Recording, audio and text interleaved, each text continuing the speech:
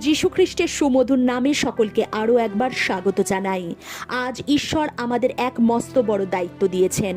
তার পথ প্রস্তুত করতে হবে, আর তাতে যোহনের মতো আমাদের মৃত্যুবরণ করতে হতেও পারে। আজ আমরা প্রত্যেকে খ্রিস্টের মনোনীত সৈনিক, আর এই লড়াই রক্ত ও মাংসর সাথে নয়, অন্ধকারের শক্তির বিরুদ্ধে। কি বলছি এই সবটা ব্যাখ্যা করব তার আগে সকলের কাছে অনুরোধ, চ্যানেলটিকে সাবস্ক্রাইব করে অবশ্যই পাশে থাকবেন।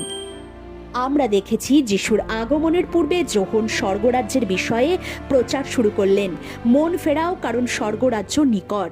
যোহন ঈশ্বরের একজন মনোনীত ব্যক্তি ছিলেন।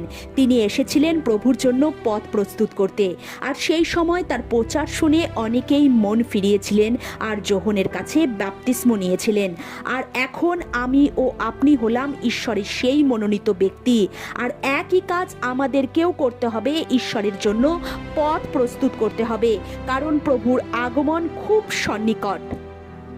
আজ আমরা দেখছি জাতি জাতির বিরুদ্ধে, রাজ্য রাজ্যের বিরুদ্ধে উঠে দাঁড়িয়েছে।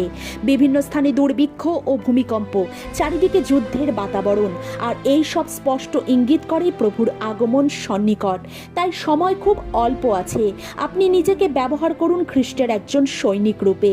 সুসমাচারের বার্তাকে ছড়িয়ে দিন নানাভাবে। আপনি কিভাবে ঈশ্বরের কাজ করবেন তার জন্য ঈশ্বরের কাছে বুদ্ধি চান, কারণ জগতের অন্তিম লগ্নে আমরা দাঁড়িয়ে রয়েছি। আর প্রভু যিশু বলেছেন, আমার কারণে তোমাদের ঘৃণা করা হবে, অত্যাচার করা হবে এবং মৃত্যুদণ্ড দেবার জন্য সমর্পণ করা হবে, যোহনের মতো। তবে ভয় নয়, আনন্দ করুন, কারণ ঈশ্বর বলেছেন, তাদের ভয় করো না যারা তোমার শরীরকে বিনষ্ট করতে পারে, তবে ভয় করো তাকেই যে তোমার আত্মাকে বিনষ্ট করতে পারে।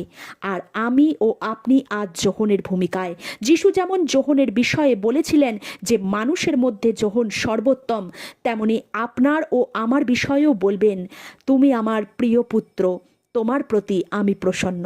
ভিডিওটি ভালো লাগলে একটি লাইক, কমেন্ট ও শেয়ার অবশ্যই করবেন। জয় যিশু।